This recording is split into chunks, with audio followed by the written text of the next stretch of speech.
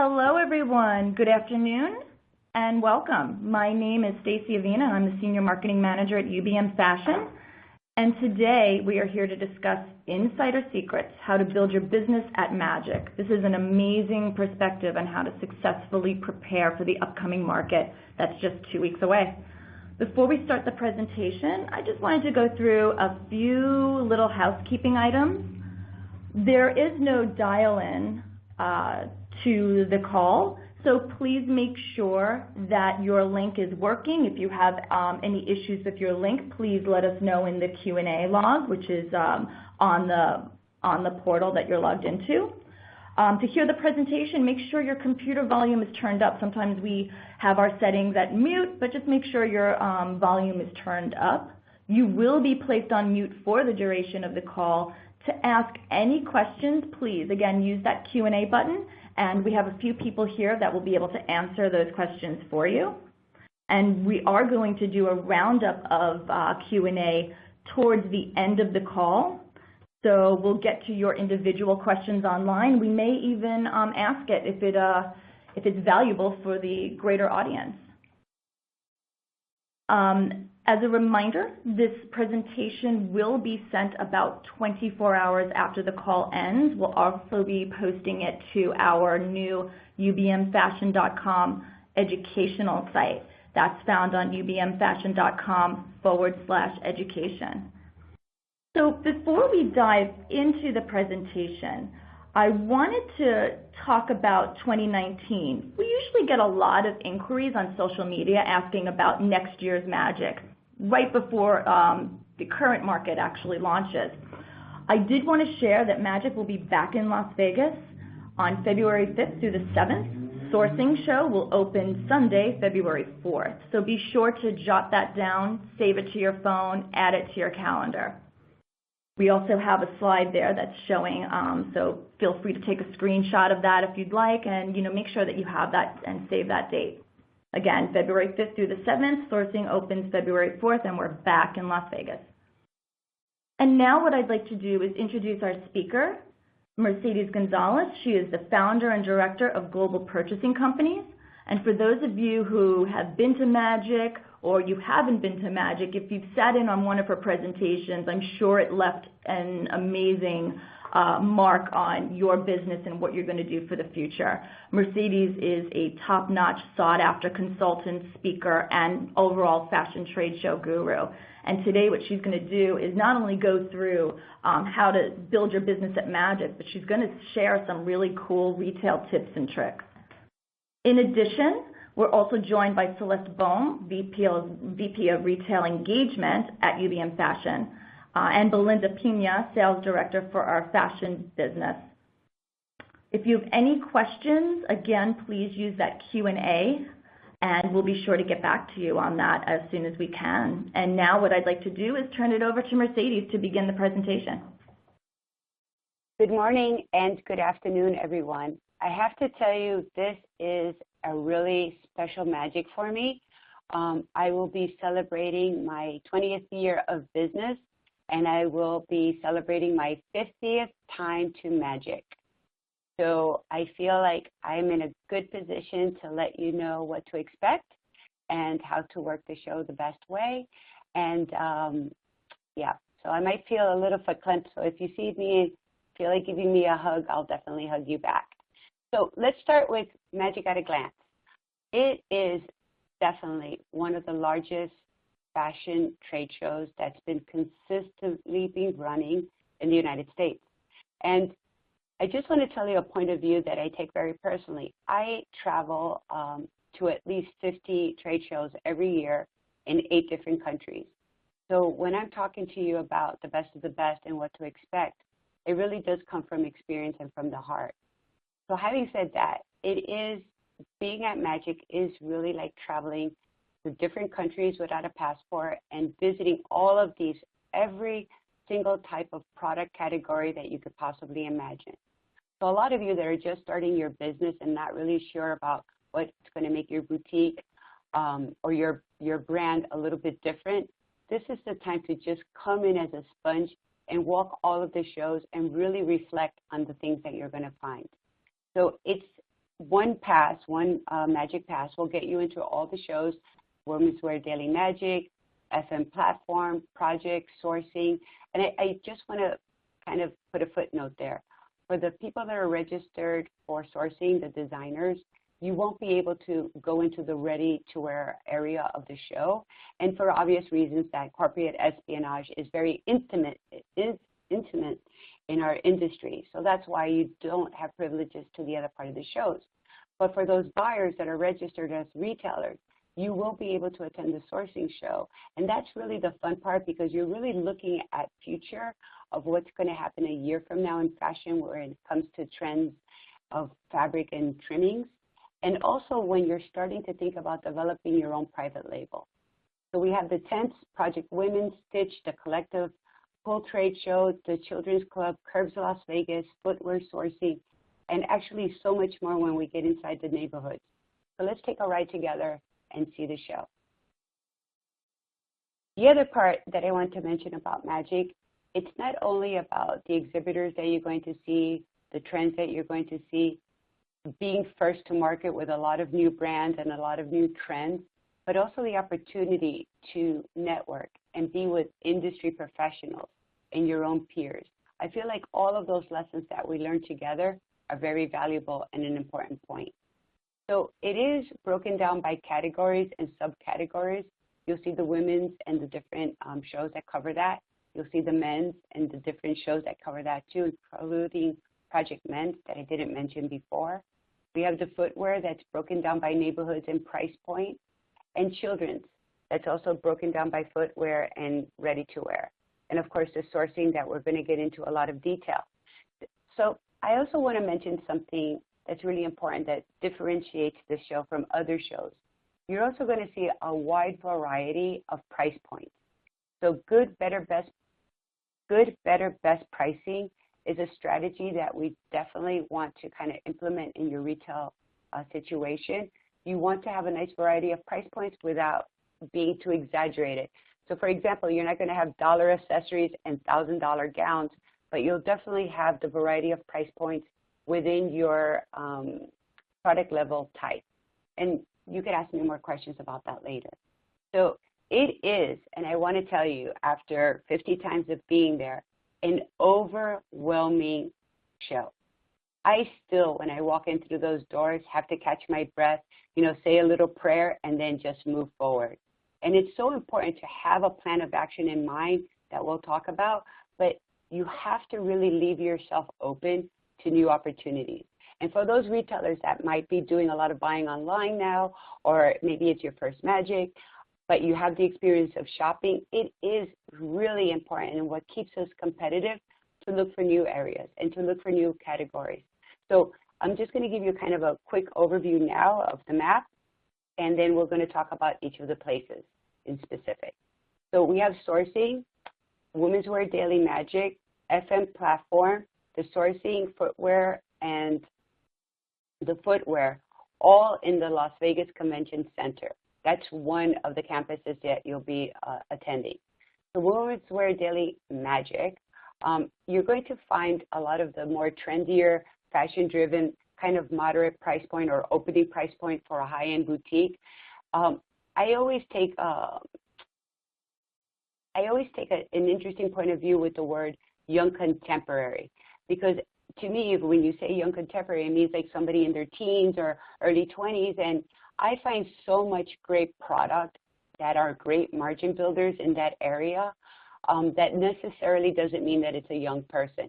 It's not about being age appropriate anymore. It's about being fashion and style and personality appropriate. So take a look through there. There's some really great new brands that are going. I love the area of glam. There's a lot of beauty products there and a lot of fashion forward products that you can find. And, you have to forgive me for 1 second. I run out of adjectives to explain all the variety that you're going to find. This is definitely an area that you want to come into for the better boutiques to look for margin builders, for boutiques that are looking for nice price points to have, and to just really be focused on a lot of trends. And I always find that before committing to a new trend that I might be worried about and just keeping my store fresh, I always look at it at these price points to test the market. This is also where you're going to find some really important brands like BB Dakota and Dickies Girls and Free People. And I want to caution you that some of the bigger brands, you might need to make an appointment with them on the first day, or if you could get a head start and they're on your wish list of people to see, I would probably try to reach out to somebody now and make an appointment so you're not disappointed, because the booths are jam-packed. Especially in this area, I have seen some of the booths be like 3 people deep just trying to look at the same sample. So really pace yourself and plan your day early when it comes to this area. FM platform, I'm going to pass this on to Belinda. She's going to really get into the details of all the things you're going to find there. Thanks, Mercedes. Hi, everyone. Again, my name is Belinda Pina. I'm the sales director for footwear at UBM Fashion.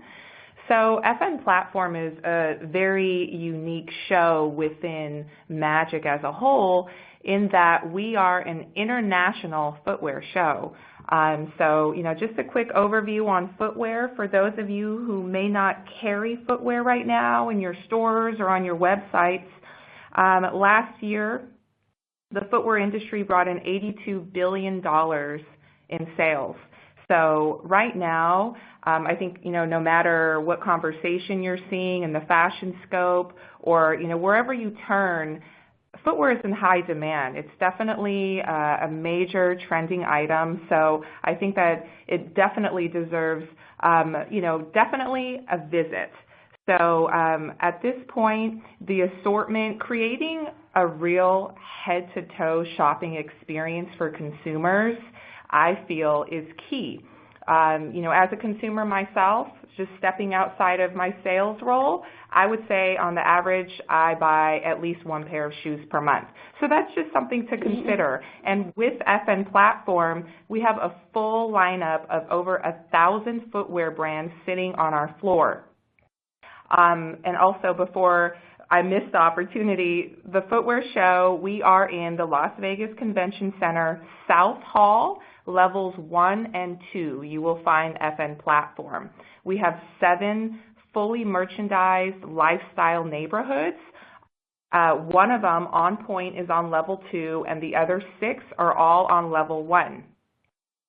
So again, our show is very much international. About 25% of our exhibitors hail from countries including Spain, Brazil, Korea, France, Australia, England, Sweden, Japan, Italy, Portugal. So this is a real spectrum of brands, many of which I can tell you do not exhibit at any other shows in the USA. So this is the one place that you're going to see the breadth and the depth of product here on our floor. And we have everything from major brands like your Clarks and Sam Edelman's to that new up-and-coming designer who might be the next hottest thing in the market, who is there on our floor waiting to be discovered by the right buyers. So again, the way that we lay out our entire show is for the buyer in order for you to maximize your time. So we've created these 7 themed lifestyle neighborhoods, and they're merchandised based off product type and price point. So I'm going to go through them very quickly for you, because one thing that we know within our show is that it is quite spread out, but I think understanding the lay of the land a little bit will help you maximize your time at FN Platform, so it doesn't seem like, such a tall order to try to get in and out. But it is very easy for you to just focus in on a specific category. For instance, we have Cosmo. This is our largest category. It represents all of our women's fashion brands, such as Schutz, Sam Edelman, Kenneth Cole, Steve Madden, these types of brands. So this is going to be really like your contemporary fashion brand that's going to do, basically, they're going to have the best representation of what's on trend for women, more so in that contemporary price point, averaging somewhere between $75 and $200 retail. And again, this is Cosmo. In Play sits next to Cosmo, and that represents kids and juniors, such as Polo Kids, Crocs, Yellow Box, Roxy, Minnetonka. Then this is the first half of the floor. The second half of level 1, you're going to see basically the men's, dual gender, and comfort brands. So we have Bonds, which is our men's dress brand, and that's where we have brands like Florsheim, Nunn Bush, Carlos Santos, Conpol. Lots of our very high-end men's dress brands sit in this category of the floor, and many of them are international. We also have Camp adjacent to Bonds. This is where you're going to find the dual gender lifestyle guys, primarily that casual lifestyle, but you're also going to find Western, outdoor, rugged, work boots. All of those subcategories sit in Camp, and that's Clark's, Lacoste, Red Wing, Wolverine, and last but not least on the first level is Zen, which is comfort. This is probably one of the busiest categories of our show. Definitely these brands do a lot of business. Rockport, Echo, Vionic, and Earth. Those are the types of brands that you're going to see in Zen. And again, based on all of these themed environments, you're going to see color-coded signage with those names that are hanging from the ceiling. So it's going to be pretty easy once you walk into our show floor to use those color-coded signs as a point of reference. And then we also have On Point, which is our fast fashion neighborhood, and that sits on level 2 of the South Hall. So fast fashion, what is that? This is really the brands that do private label business. This is where you're going to find the margin builders. You're going to have Cupid, JP Originals, Fortune Dynamic. These are the manufacturers making brands for Zara, Aldo. So that's really a good place to be if you're looking to develop your own line for your stores. So just quickly, I'll get into some of the key activations and events that we have on our platform floor. On the first day of the show, we have a Shoesy Boozy cocktail party from 5 to 6 o'clock. And we actually have a huge group from Portugal who's going to be joining us at the show, and they're going to be hosting an event with port wine in their booth as well. So all over the entire show floor, we're going to have cocktails. All of our lounges are going to transform into bars, and we invite everyone to please come by. Again, it's 5 to 6 o'clock on the first opening night of the show. And some of the highlights on our floor, we have our brand Keen. They're bringing a robot that actually makes shoes, so that's going to be on our floor. Lacoste will be actually creating a cute little putting green, so that'll be fun. We have Miss USA coming to the show on Monday as well. And we have some fantastic footwear-specific seminars. Just one that I'm going to highlight for you. I do encourage you again, in the South Hall, you can grab a directory for FN Platform, and you're going to find all of the footwear-specific seminars, as well as on our website now under the schedule of events.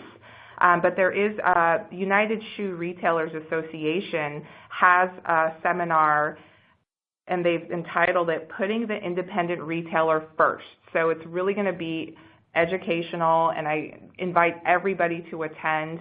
Certainly all you need is your badge. I don't have the information on which day that's going to be and what time, but again, you can check that out on the website.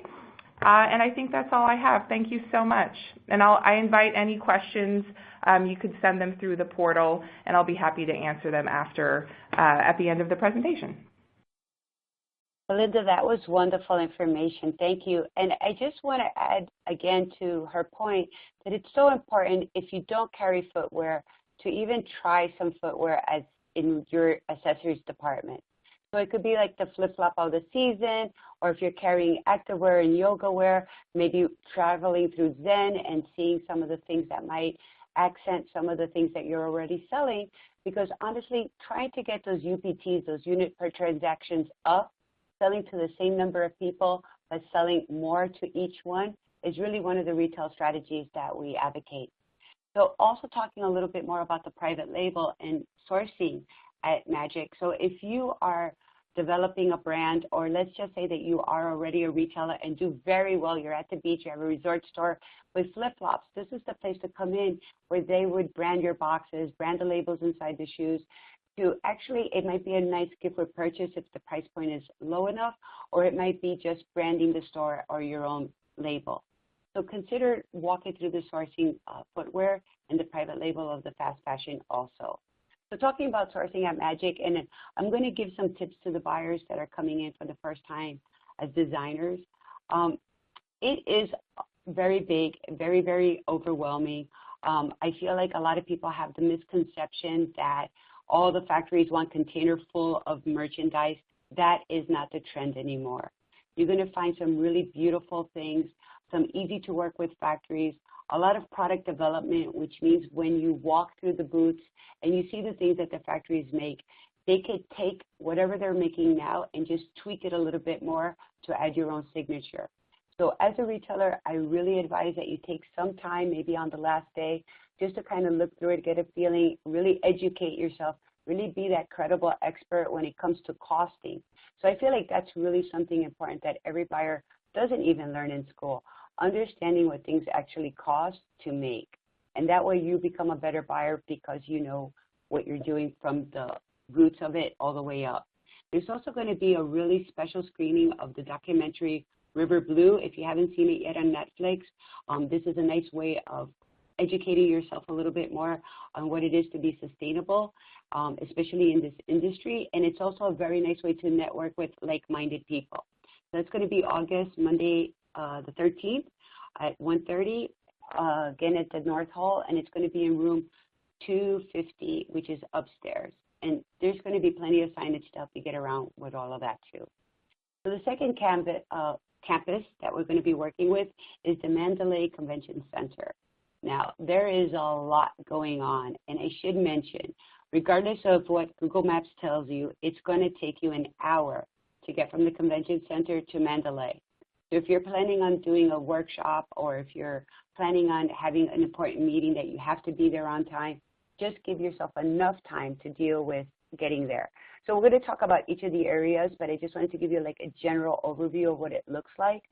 You'll see that project takes a big footprint. Pool is there, the collective is there, Stitch, Project, Women's, and within each one there's different neighborhoods that we're going to dissect for you. So the tent. This is where you're going to find your most elevated as far as price point and designer brand names. They all have different things that are going on. Of course, there's the Champagne Toast, and there's Edit, which is a very curated installation that talks about trends and features a lot of the important brands that you should be considering in your store too. Some of the brands that you'll find there are like Baldwin, 20 Metrics, Vince, which accidentally also has some footwear in their booth too that I remember from last time. So it's very interesting, the contradiction that I'm going to tell you. While there's very specific areas in the show with a lot of signage and a lot of potential for you, there seems to also be within each of the shows in the neighborhoods a little bit of variation that you are going to miss if you're just going to one area for one product category. So even when we talk about Project Women's, right, there are some men's brands that show together with the women's because they carry both.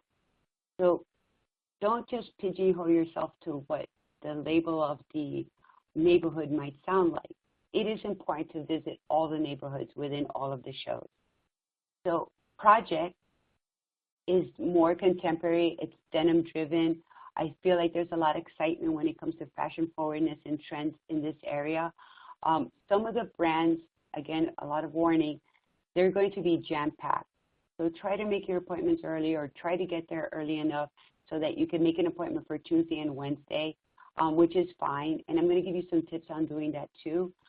But it is where you want to be able to really hone in your trends and your early buys, because a lot of the brands that show in projects particularly outsell before the delivery.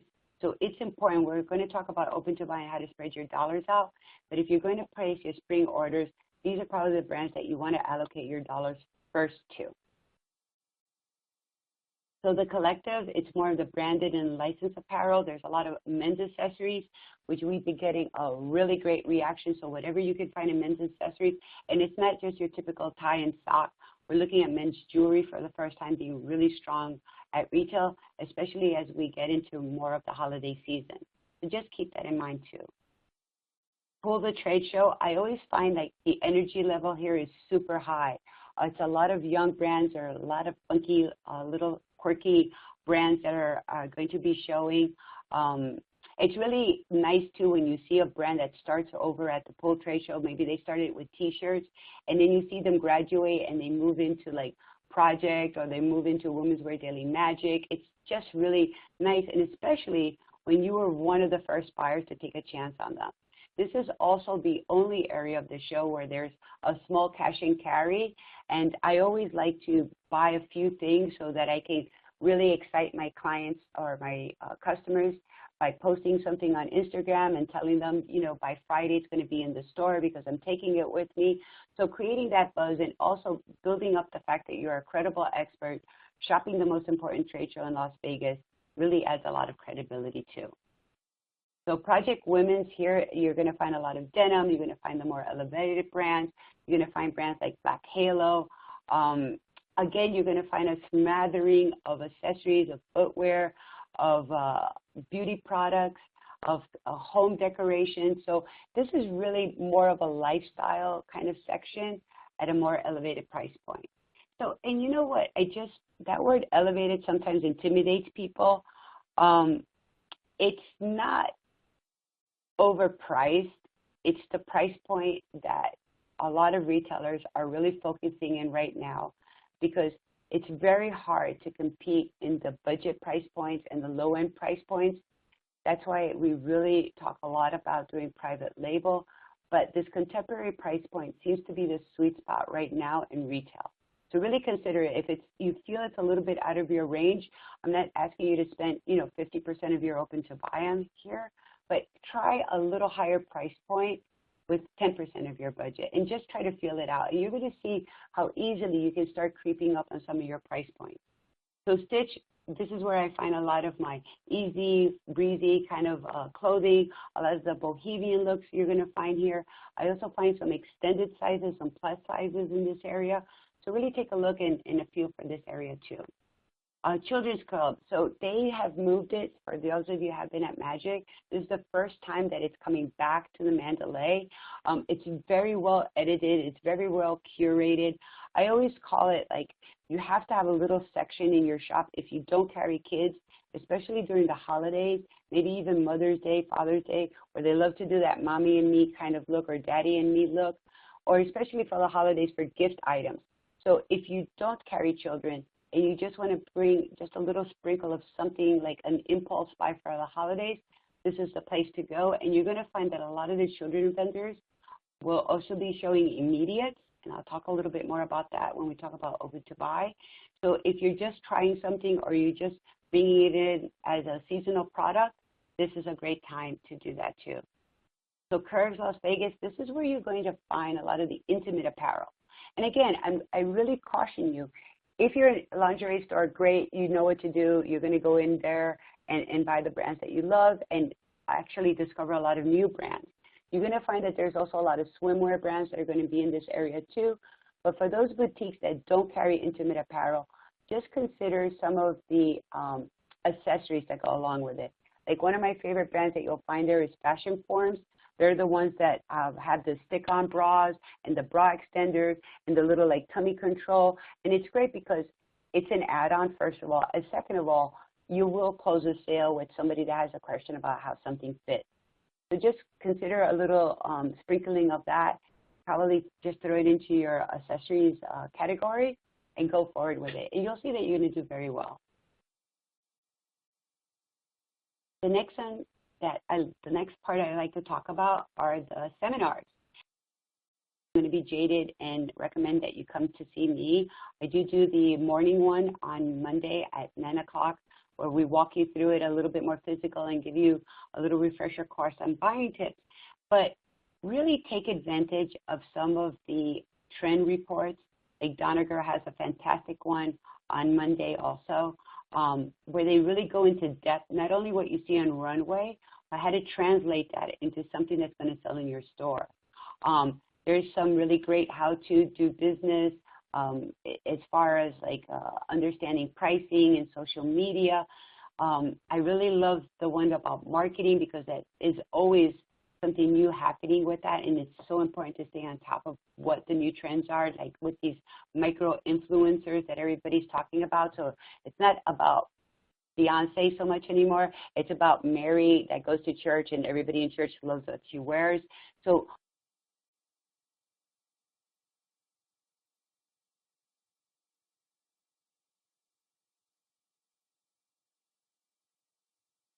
speakers, they're a fortune if you were to hire them on their own. So please pace yourself, work the floor, but it is important to visit some of these seminars. And just mark them now in your calendar, especially if they're going to be in opposite campuses during your show. So the convention center, this is where they are located. You'll see that the Women's Wear Daily seminars are going to be on the second floor. Some of them are held at the buyer suite. The sourcing seminars are obviously in the sourcing area.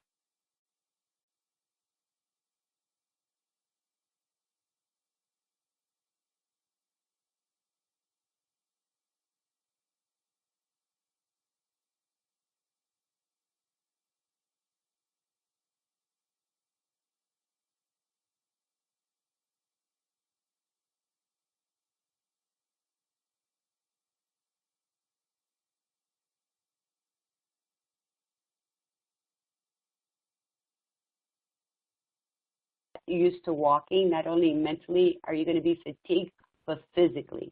It is a test in endurance. So map out your days, map out your appointments, try to take in as little steps as possible as you can. I even know the shortcuts to the bathroom after so many years. So Mandalay Bay Convention Center, this is where they're doing the some of the workshops too.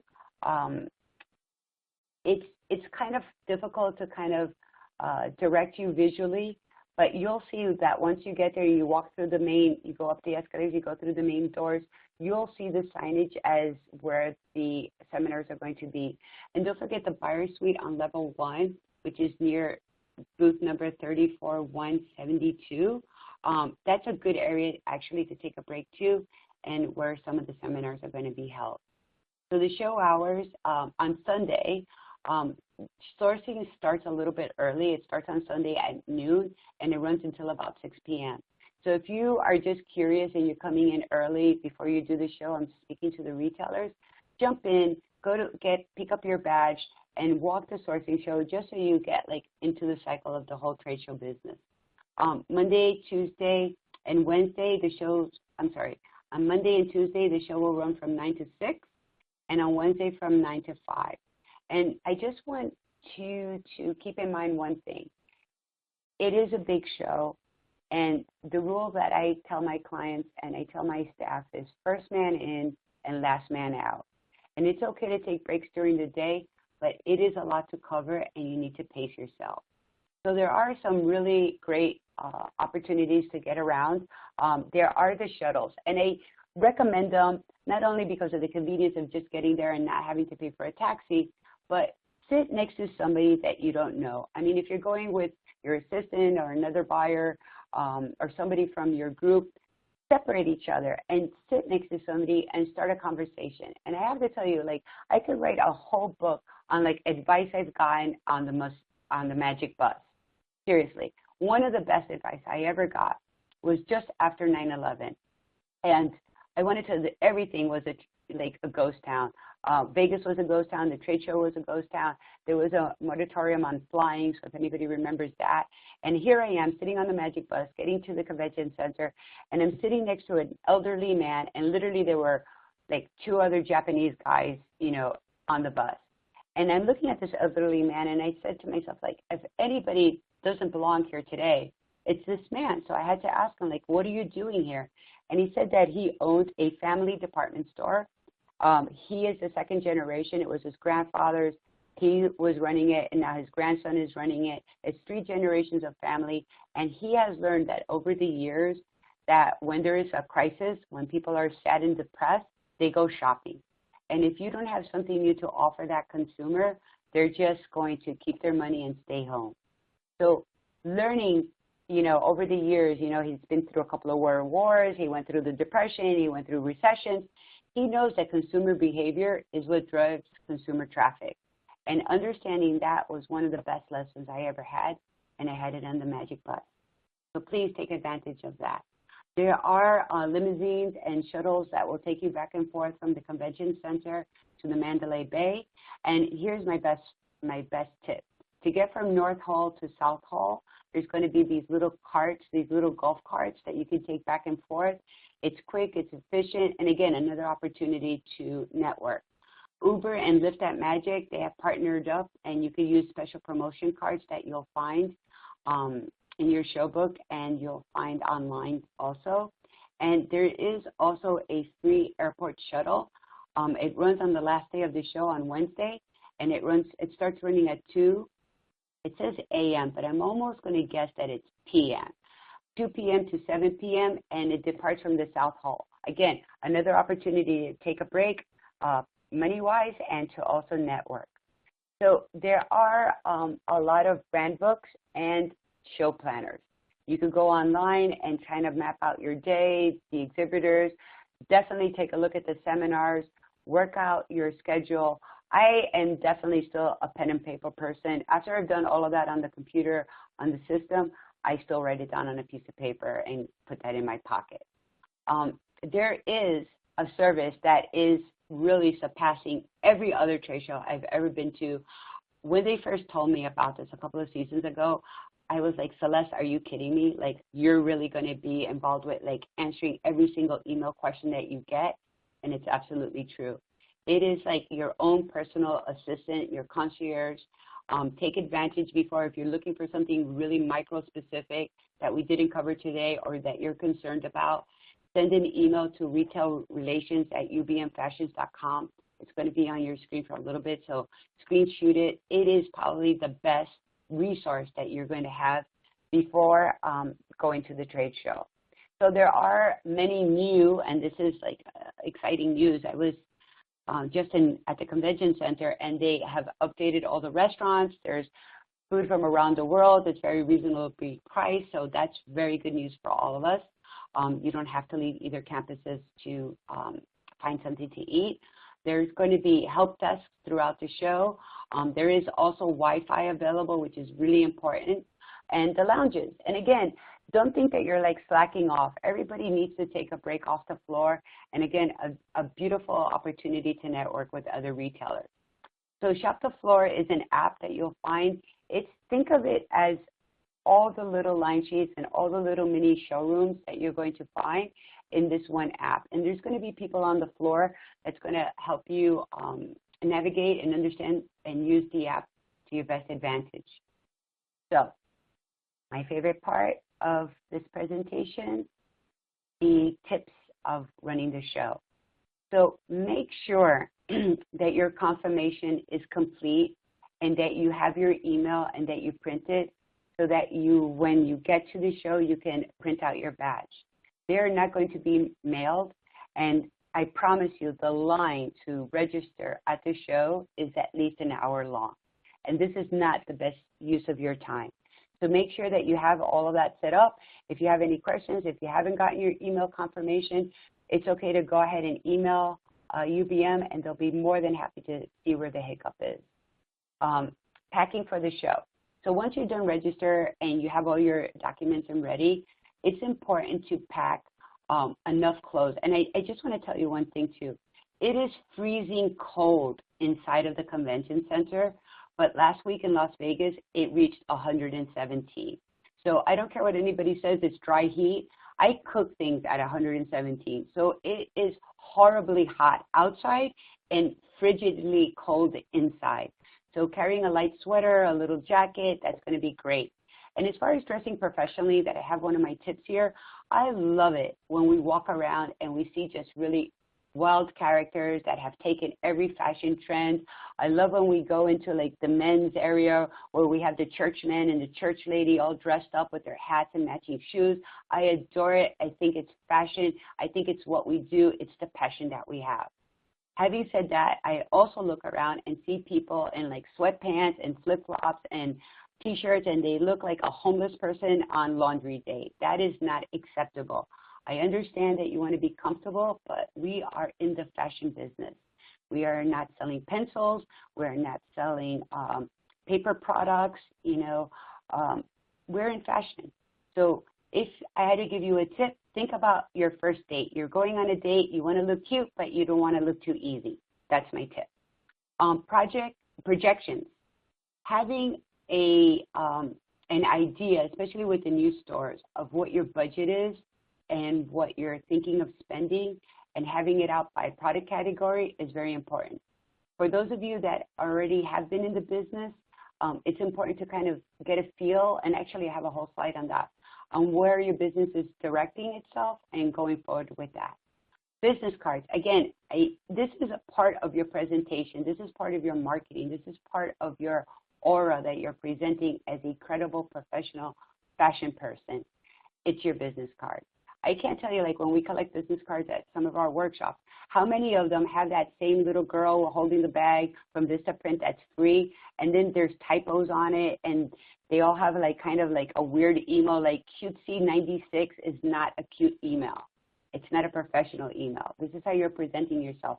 And I really want to stress this because a lot of times people will say, well, this brand is not giving me an appointment. They don't want to see me. And I'm like, because you don't look like the brand's representation. You might have the best store, and I know everybody's like, oh my God, don't judge a book by its cover. Yeah, we do. So let's face the facts and just be as professional as possibly that we can. It's important to bring a notebook because I found that over the years, every time I said, oh my gosh, I'm never going to sell that in my store, the next day somebody will ask me for it. So I take notes of new things, of products I have questions on, of brands that I want to try out, but I didn't have the budget today. So a notebook, a little stapler, and I clip it onto it. Here's the trick. You don't want to bring that giant rolling bag with you and trip everybody, down the hall while you're collecting catalogs and line sheets from every vendor that you may or may not like or may not remember. The idea is if you really like somebody, just exchange business cards, and in your notebook write down that they're going to send you the line sheets and they're going to send you the catalog. You don't want to carry that all around with you. And trust me when I tell you, because we've all been there.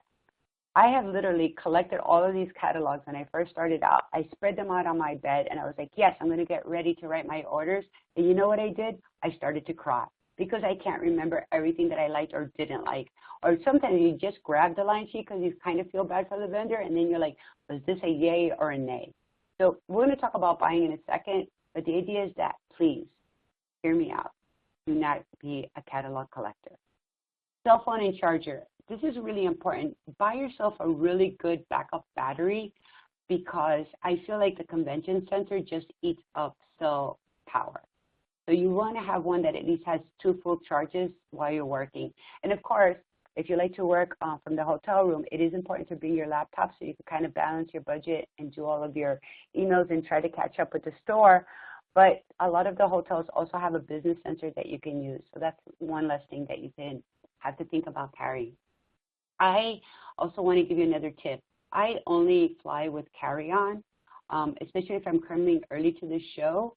A lot of the airlines already know that those big black coffin-shaped suitcases are sample cases, and they will always give priority to those cases over your suitcase.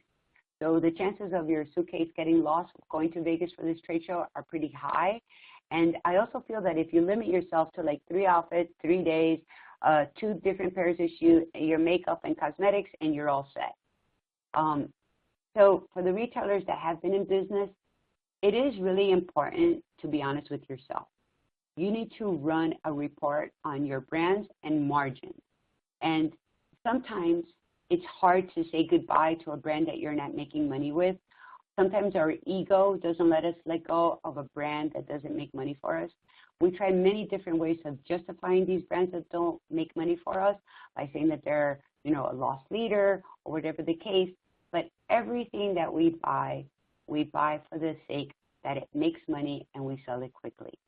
So doing that edit, that purging of bad brands and leaving money for people that are new and different and that you can turn over quickly, and maybe it's even a margin builder because they're not really that exposed on the market. You can't Google them and see who has them cheaper and send it to you next day for free. Those are the brands that you want to invest your time and money in. If you're a new store, it is important to kind of make a list of the brands and the types of brands that you like. And if you can, make those appointments early. And I'm going to give you one more layer of advice.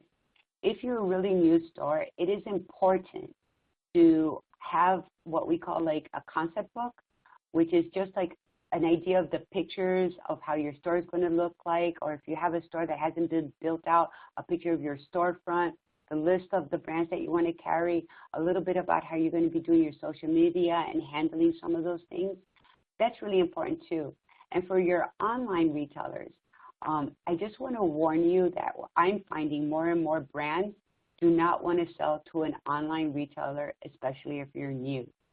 So I also want you to watch some of our videos that we have online, because the online business, while people are selling more and more every single day, nobody is making money. And my last favorite example of that is Everlane, who was literally quoted in the New York Times saying that he'd rather close the business than ever open a brick and mortar store, has now backtracked his words and has opened 2 brick and mortar stores in New York City. So I want to put that out there for your consideration. Review your sizes too, retailers, because I also feel like we only buy the sizes that we like or can understand, and don't see this big world of opportunities that we're missing too. Hold a meeting, ask your staff what's going on, ask your best customers what they like to see in the store. All of this kind of feedback, whether I feel it's really important for you to know, ultimately at the end of the day, you have to make that decision. Because if not, you're going to be pulled in so many different directions that it's really hard to digest. And that's why even like going back to that Doniger and the Fashion Snoops presentation, the way that they interpret trend, how it's going to be sold at retail is really important. And being able to interpret what we see and what sells is really an art and a skill set that buyers need to learn to do too. So read up the fashion magazines, look at your favorite bloggers, and plan your budget. So just to give you a quick idea of what that is, whatever you're projecting that you sell each month, you need to buy or have in retail dollars 3 times that amount. So if my store sells $30,000 a month, I need to have $90,000 worth of inventory on the floor. And of course, that's at retail dollars. That $90,000 could have cost me half, could have cost me a third. It really depends on the margins and the markup that you're getting on your goods. So again, I can't stress enough to plan your market early, do it online, register, and plan all your workshops so that you make the time to go to them. So a couple of more tips. It is also really important to be familiar with retail lingo, like FOBs and cancel dates and ship points. There isn't like an urban dictionary that we can kind of look them up, but it is important to at least hear what the people are saying, take a note, Google it later, or come and ask one of us. I wish I had more like definitive answer for all of that, but I'll give you a quick story too. These girls came up to me after one of my workshops, and they're like, we've been really trying hard to get these appointments, but everybody's saying like, 2:15, and that they have 2:15, but it's already 4 o'clock. Like, I don't know how to make an appointment if they're giving me a time that's already passed. And I said to them, they're not actually telling you the time. They're actually telling you the delivery they have. They have 2:15 cancel dates, and they're asking you if you're interested in that cancel date, and then they would give you an appointment. So understanding that kind of like little idiosyncrasies is kind of important too. And here's another thing I want to tell you. As a buyer, it is ultimately important that you plan your orders and do not cancel them. Once you start canceling orders because you overbought or didn't know what you were doing or didn't like it at the end or got buyer's remorse, that is not the vendor's problem, and they will blackball you. Just remember that your orders are actually a legal document between you and the brand. You don't want to be known for that. I'll tell you, we'll have good businesses, bad businesses, but the only thing that we cannot erase is our reputation. It's a good idea also when you write your orders that you put hold for confirmation.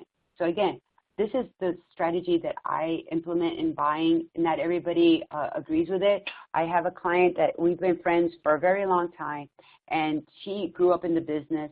And, you know, she has a cute saying. She says that she started the business without teeth, and she'll end the business without teeth. Like, she'll be really old as she was a baby. And she still walks all of Magic, and she does the convention center mostly. She will walk every single row of Magic the first day. The second day, she'll take notes, and the third day, she writes her orders. I'm like, for Pete's sakes, Virginia, really, that's a lot of intense work, but that's her system. That's what works for her, and she's an excellent buyer. Me, on the other hand, I kind of a little bit more lazy. I walk a row, I see a vendor, I sit down, I write the order. And again, it gives me enough time to take the pictures, and here's a little tip too. Take a picture first of the booth name, and then in sequence as you write your order of what you're buying, so that way you can keep track of it. And then when I get back and I talk to the staff and I talk to my team or I talk to the client that we're buying for, we analyze, we break it down, we take some things off, we add some more things that we didn't think that we really wanted, and then we finalize our orders. So it is really a full process. And here's one more thing about taking the pictures. Don't randomly take pictures of booths that you're not buying from. It's a no-no. It's corporate espionage, and many people will be very upset with you. So just remember that.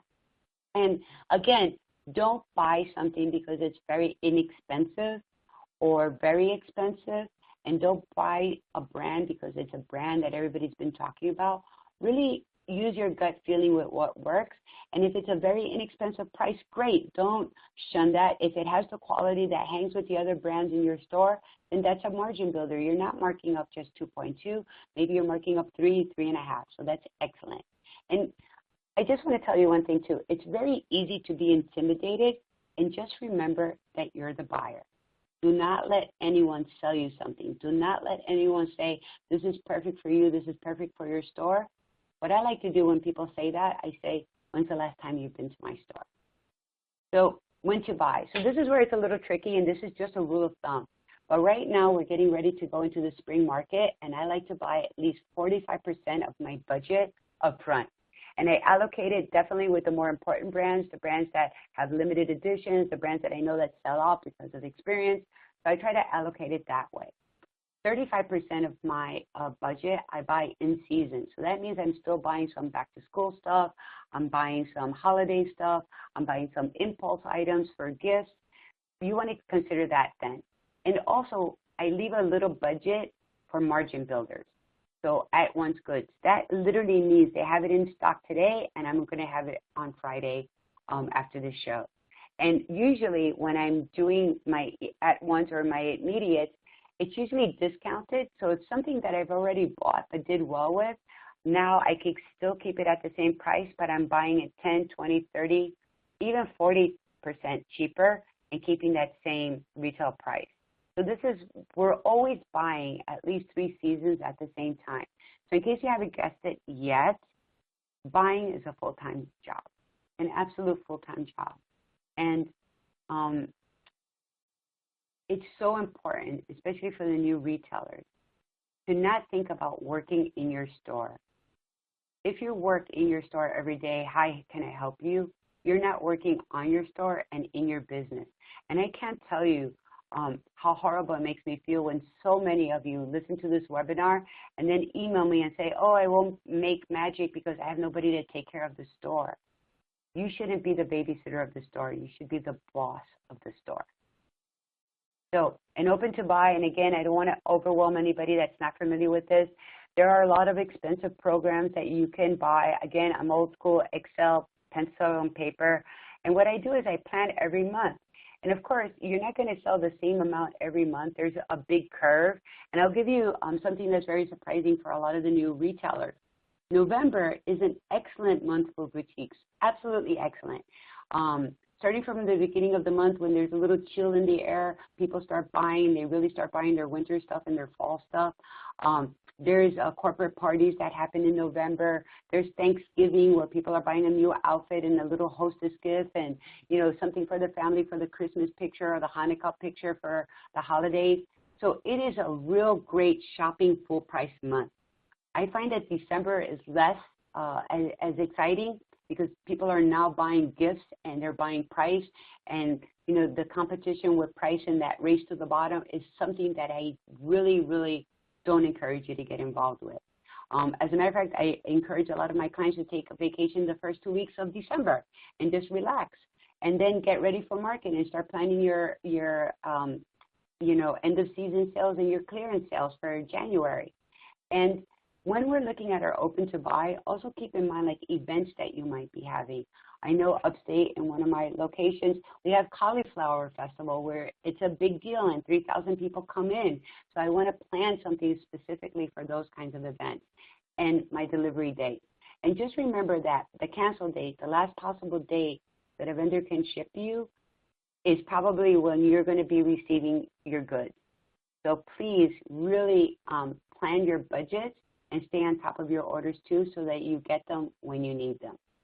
So this is a little bit more advanced. Once you start understanding what sells in your departments, like right now I would probably do my budget by department only, like if I carry men's or if I carry women's, and then I break it down. In women's, in a typical boutique, it might be sportswear, related separates, things that I could wear to work, intimates, you know, and again, it doesn't necessarily be like bras and panties.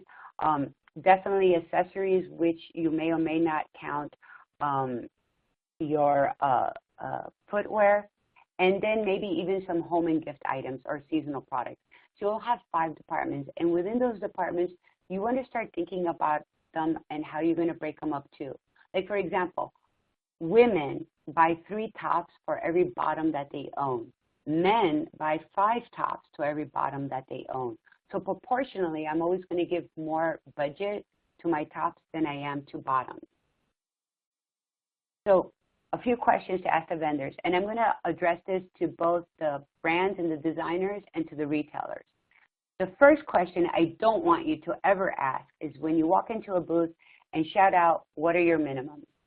And with the designers, the proper way, I guess, of saying minimums is MOQs, minimum order quantities. And you don't want to start a conversation with that, because if you started with that, you're already telling them, this is what I'm nervous about, I'm new, and please take advantage of me. So the first thing you want to do is take a look at what they're offering. You know, whether it be a fabric vendor or a ready-to-wear vendor, ask if you could look around the booth. And then in your own mind, you know, touch and feel it and take a, you know, a feeling for it, and then decide if it's something that you want in your store, if it fits with the brand, if it fits with the collection that you're working on. And here's the next step too. Don't ask the price right away. First, in your own mind, try to put a price, a retail price on it. And think to yourself, oh, this cashmere sweater, I know my clients really love it. It's made in Nepal. I could probably get like $400 for it. So now you ask, can I have an idea of your price point?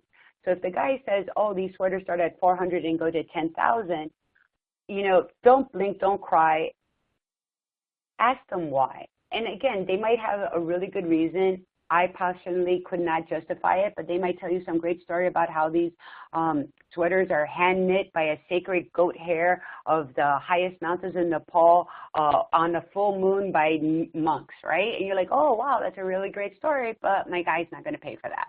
So, and again, going back to the brands, sometimes a lot of the factories that show up at the show, they really don't want to work with like a new brand, a brand that doesn't know what they're doing. So the first way that they test that you have, you know, some guts is by saying, oh yeah, our minimums are 3,000 pieces.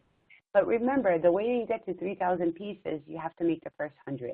And everything is really negotiable. And that goes back to the retailers too.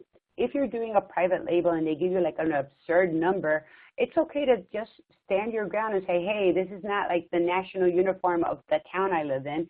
This is a fashion item. I need rotations. You know, I can use fabrics that you're already cutting. I'm using a style that you already have the pattern. What's the best that you could do on quantities for me? So everything is a conversation and everything is negotiable. And don't be intimidated by big quantities and by price point. So what is your cancel date? So a lot of the brands organize themselves by cancel and by delivery, and that's what you should be doing too. And as a retailer, I'm going to caution you, don't leave a window open more than a month. You don't want like all of your spring to come in between February, March, and April. You want a delivery for each single month, and you want to write 3 different orders. Yes, does it take more time? Yes. Does it annoy the vendor? Yes, it does. But you know what? You don't care because you're the boss. You have to control when your dollars come in. So at the same time that you're putting a cancel date, think about your start date. When is the first day you want those Valentine's Day dresses to come in? When is the first day you want your Mother's Day promotion to come in? What is the first day you want your graduation dresses to come in? And think of the delivery time and how much time you need to like stack it, rack it, price it, inventory it, and put it on the floor. And just keep in mind, for seasonal items, usually we recommend 4 to 6 weeks on the floor. So you have to work it backwards from the time you're going to sell it to the time you need it shipped. And again, I'm going to caution you, a lot of vendors will say the start date is as ready, and that interprets into whenever I feel like shipping you. So control your dollars. Where do you ship from, or FOB, is really important to ask too, because we have so many international brands at Magic. And you want to make sure that the shipping point that you're paying the shipping from isn't Portugal, isn't Brazil, isn't Italy, isn't China, that you're actually paying landed, duty-paid pricing in the U.S. So that's why we ask, where do you ship from, or FOB? Do you have at-once goods? This is a great way of also starting the conversation for off-price. What is your size run and how do they compact? And I don't know if Belinda's still on the phone, but years ago, and it wasn't at Platform, I asked a brand, a new brand, how did their shoes compact? Because a lot of the moderate price shoes will come in case packs. So these come in 18, 12, 24 pieces. They have different size scales, like from size 5 to size 10, or from 6 to 11. It really depends, and that's why it's really important to ask, how do they compact? And the girl told me they compact in boxes. So, yes, I didn't get upset, and I rephrased my question, and I let it go. So I was very proud of myself. So what is your opening order? So you see in the layers of questions that I'm asking the brand and the vendors, the last thing I'm asking is actually, what is your opening order? And I have to tell you the truth, I'm only asking to be polite because I really don't care. I'm only buying, and this is, I really want to stress this, the things you know are going to sell. Every time that you try to be polite and buy that one more thing so that you can meet the minimum, it's not going to sell, and nobody's going to help you, and nobody cares. So it's a conversation, and don't be afraid of this conversation. You know, if the minimum is $500 and you bought $400, now, mind you, if you bought $40, then probably it's not a good brand for you either. So it's okay to walk away even though you spent some time there. But if you're at $400 or $450, it's a conversation. Listen, I'm really close to your minimum. I hope that you're willing to work with me. I really love the things that I bought. I think we're going to do well. We're going to do business in the future. I see this as a long-term partnership. Can you help me? And most likely they will. But there's always like that one guy that went to the corporate meeting in the morning and they said $500, $500, $500, and they can't think outside of the box. They can't see the potential in your business. And this is where we put our big boy pants on and we walk away. And it's okay because you still have another opportunity. The day after Magic ends on Thursday, I fax in or I email my order in. And to be honest with you, I'm a little bit sneaky. I don't do it myself. I have one of the girls in the office do it, and that way I can blame them. But most of the time, 99% of the time, the order goes in, no phone call, no big deal, no drama. But there is always that one guy that calls and says, hey, Mercedes, we had this conversation at the show. You know, it's $500. Are you willing to buy more? And I'm like, no, I'm not. But now that the order's in front of you, really, is there anything that you could do? I'm really excited about this, and I think I'm going to do well. And I'm going to come back and I'm going to reorder. And most likely, they'll say yes. You know, you've beat them down, and they always make it like a big deal, like, oh, okay, I'm only doing it this one time, and I don't expect this from anybody else, and you have to make sure you pay for your order on time when we send you the invoice, and you're going to say yes, yes, yes, thank you very much, but you got what you wanted, and that's the bottom line. And of course, I can definitely teach a whole day workshop on this last question. Is this the best you could do? And it is a very honest question. I usually pick one style out of all of them and say, you know, this one's a little bit more money than the other one. Can I cost average it? Can you do a little better on this one? And once they give me that first discount, first of all, it feels so good. It's like playing craps and, you know, getting lucky 7. You definitely want to start this conversation and build yourself up. Then you're going to start really getting cocky. You're going to be like, I want 10% off the whole order. I want free shipping. I want free postcards. I want gift for purchase. And you know what? The more you ask for, the more likely you're going to get stuff. But the bottom line is, if you don't ask, if you don't try, if you don't work up your stamina, your guts to do it, nobody's going to help you with that either.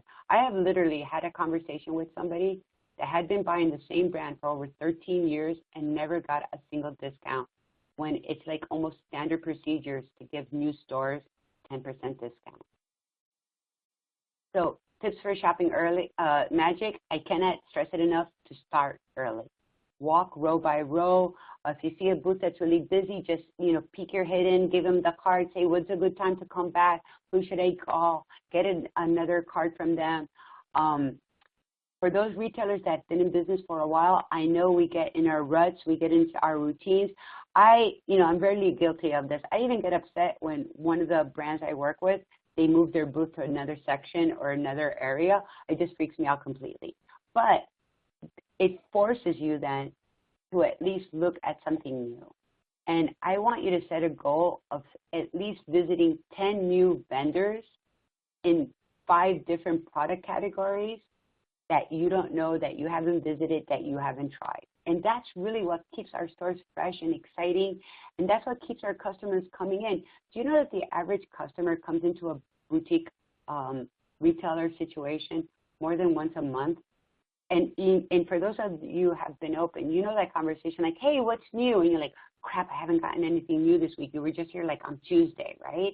So it's important to keep it fresh, keep your deliveries small, keep them very frequent, turning over the goods, even re-merchandising the store often so that people don't go into those routines too. And then here's my little like joke tip. Wear comfortable shoes. I'm going to tell you something. At the end of the day, the most comfortable shoe on the planet isn't comfortable anymore. So my idea or my advice is try to take 2 different heel heights. Like if you're wearing a flat heel or a short heel or a little kitten heel, wear a taller heel or maybe even slip into like a sneaker, which, yes, I said that for the first time. Yes, sneakers are appropriate, especially these fashion sneakers that are so on trend. So feel free to dress them up too. So here's the thing too. You're going to have to do a lot of following up after the show. Make sure that those line sheets that you were waiting for, you actually got them. Check your notebook. Check them off when you do get them. Review all the pictures that you took. Start going through your orders. Cross out the things that you don't want. And it's okay that if you wrote 10 styles that you only end up with 4 or 5 of them. Make sure that it fits within your budget and then confirm your orders. Usually I put everything on QuickBooks. I don't put them in by item. It takes a long time to do that. I just take a shortcut and give it one generic number, and then I have the vendors refer to my handwritten notes. Save all the orders that you don't end up confirming, because at the last minute, and I'm going to tell you this from experience, about 30% of the orders that we place early with anticipation at market, we don't get. Either they didn't make it, something happened with the fabric, or there was a problem with distribution, whatever the case might be. So then having all of these notes that you took, you can refer back to cancellation date, see what you're missing, see who had it, that you didn't place the order, and then have a conversation with them too. And again, I can't stress it enough to follow up on your orders, to make sure that they're on time, make sure that they have the right shipping addresses, and you're only going to give them your credit card information once you have the invoice in your hand. So I just want to go back to that one for one more second too. So many brands are going to ask you for your credit card at the show. Do not pay at the show. You want to get your invoice. You want to check your invoice to your order. You want to make sure that even, this is after confirming the order, correct? You want to check all of your dots and all your T's and everything else, and then you're going to use your own credit card form to pay for it. And two things I want you to put on that form. They may never ship they may never use your credit card again without your written authorization. And the second thing you want to put is that they have to ship within 48 hours of charging the credit card, because so many times they charge the credit card and then forget to ship you.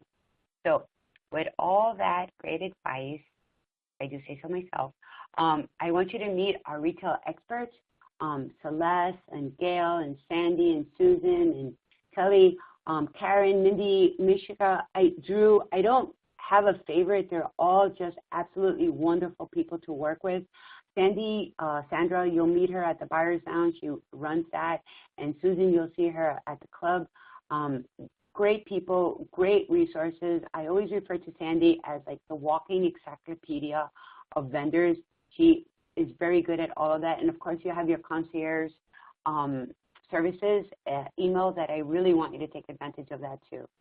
Do not forget, write it on your calendar, Magic for 2019. Can you believe that? 2019.